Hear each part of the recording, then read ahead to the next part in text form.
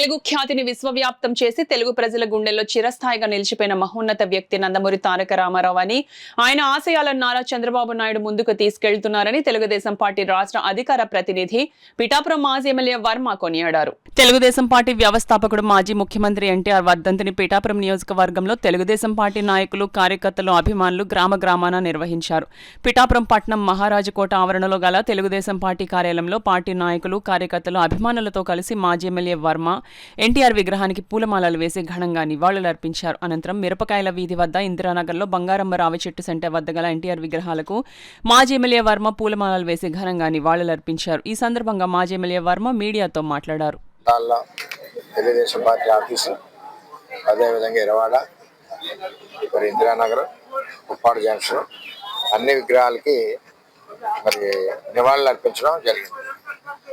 ఏదైతే అన్న ఎన్టీ రామారావు గారు ఒక ఫౌండేషన్ ఈ రాష్ట్రంలో వేశారు, ఆఖరికి కాంగ్రెస్ ప్రభుత్వాలు కూడా రామారావు గారు వేసిన ఫౌండేషన్లోనే వెళ్ళాయి.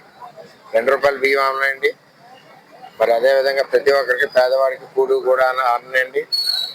ఈవేళ రామారావు గారి యొక్క జీవిత ఆశయాలు అన్నీ కూడా చంద్రబాబు నాయుడు గారు భుజాన్ని వేసుకొని ఆయన ఆశయాలకు అనుగుణంగా అటు చంద్రబాబు నాయుడు గారు, ఇటు లోకేష్ గారు పనిచేస్తూ ఉన్నారు. అదేవిధంగా ఈ రాష్ట్రాన్ని ముందుకు తీసుకెళ్తా ఉన్నారు. సూపర్ 6 సంక్షేమ పథకాలు కానీ, మరి సూపర్ సక్సెస్ చేశారు. వేళ సంక్షేమ పథకాలు చంద్రబాబు నాయుడు గారు, ఇవన్నీ కూడా రామారావు గారు ఉన్నప్పటి నుంచి పేదవాడి మీద ఉన్న అభిమానమే ఈరోజు చంద్రబాబు నాయుడు గారు కానీ, లోకేష్ గారు కానీ చేయడం అని చెప్పి నేను తెలియజేస్తున్నాను. పేదవాడికి అండగా ఉండే ప్రభుత్వం చంద్రబాబు ప్రభుత్వం అని చెప్పి తెలియజేస్తున్నాను.